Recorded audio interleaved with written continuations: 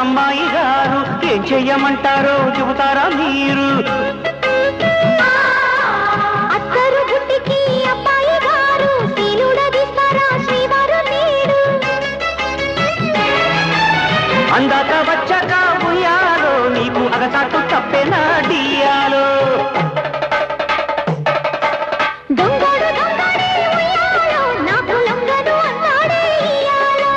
సర్దుకుపోతే ముద్దు ముద్దు